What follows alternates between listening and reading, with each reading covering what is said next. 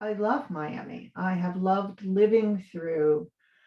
I was born in 1954 at Mercy Hospital, and I have lived um, in Miami Springs and then the Palmetto area.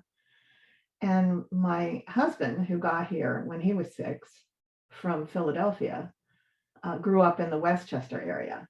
And when we met and subsequently married after a tumultuous, wonderful courtship, we came back to Miami in 1979. And we were thinking, well, where can we live that our families won't find us? And we landed on Key Biscayne. And Key Biscayne in 1979, people here looked at us like we were crazy people. But we had both, all through high school, known loads of kids from the Key. They were called Key Rats. And they went to Coral Gables, and they went to beach. They were all kinds of people. But we landed on the Key when it was the old bridge. And my mother, she said to me, no, you can't live there, because that's where hurricanes go. I mean, the rest of us will be okay. It'll be terrible. She said this to me. I'd lived through Donna and Celia. I mean, all of them. And she's now saying to me, no, you're a young married woman and you need to be responsible, and you can't live there, because your father wanted me to live there. And I couldn't live there because I had a hurricane wipe out my house in Coconut Grove. And so I know better. And I said, okay, well, where would you like me to live?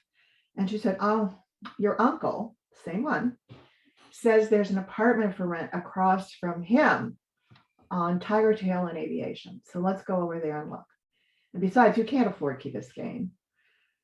She said, you're not even working. Your new husband is a baby lawyer in a law firm. So no, Susan. So we drive over to look at this apartment, and I knew the building immediately. And there's my uncle. He's sort of lurking out on the driveway across the street, lurking. And there's this yellow tape everywhere. And there's a woman realtor, and she's waiting. And we drive up, my mother and me. And this woman says, are you Susan? I said, yes. And she said, you're here to see the apartment? I said, I am. And she says, well, I can't actually show it to you right now. It's being cleaned. And by now my mother is looking back at her brother, and she's looking at this tape, and she said, what happened here? And she said, well, unfortunately, the young woman who had this apartment last night was raped and murdered. And so, my mother just says, that's all you had to say. Come on, Susan, get in the car. We're driving over to Key Biscayne. And so that is how we landed here, especially with the old bridge. And, our families managed to find us. But this little island has so much, glorious history attached to it. I mean, significant history, but it's also this little microcosm of this community. And everything about it is so informative, who lives here and how they got here and if they stay or they go. And during COVID, it's changed yet again. It really has. But I haven't written about Key Biscayne yet. I keep thinking I will.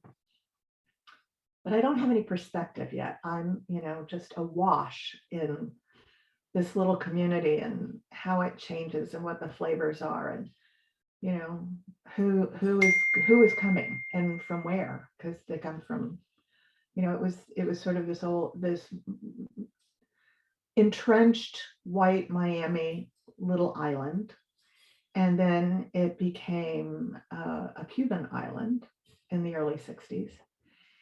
And then it's sort of it went through a kind of a decline related to the economy. When Alan and I got here and bought our house at, I don't know, 18% interest and a balloon mortgage. But, since then, we are a place that has attracted so many people from South America and in Europe because of the cruise industry. And now it's Americans coming here because they could travel and work remotely. So suddenly I have New Yorkers and people from Chicago and loads of people from California that I don't know that I can remember such an influx that wasn't, a foreign influx, but they are finding themselves being a foreign influx on my island and in the city. So it's always changing, this place.